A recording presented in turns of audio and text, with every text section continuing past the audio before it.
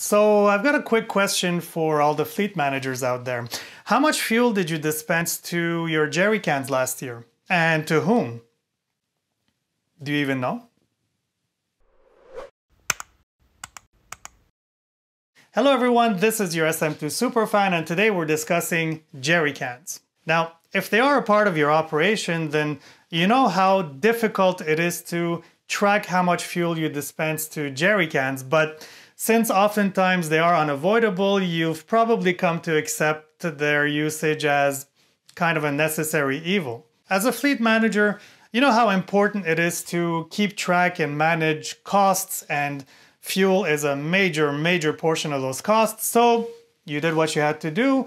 You went out, you shopped for a fuel management system, you found a good one, a fully automated one, hopefully, as we talked about in a previous video. You had it installed, you trained your staff on how to use it, you ironed out all the wrinkles, and now you've got a pretty good handle on your fuel consumption and management. But as mentioned before, Jerrycans are kind of unavoidable when it comes to a lot of fleet operations.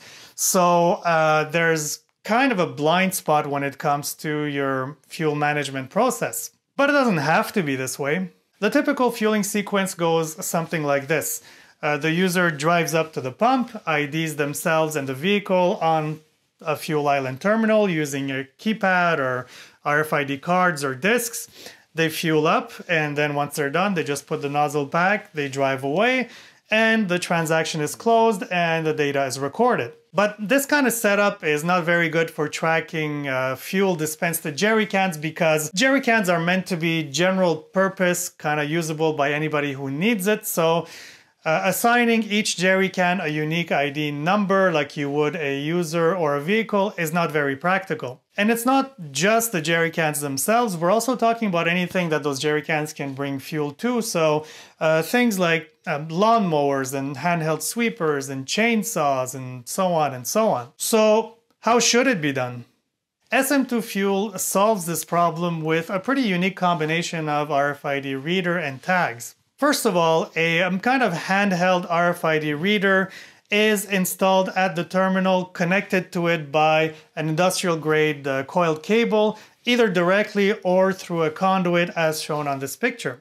Then these small disc-shaped passive RFID tags are attached or stuck to Jerrycans or any piece of equipment that you want to track. And then once this whole setup is done, then the fueling sequence is almost identical to anything else that you would drive up to the pump.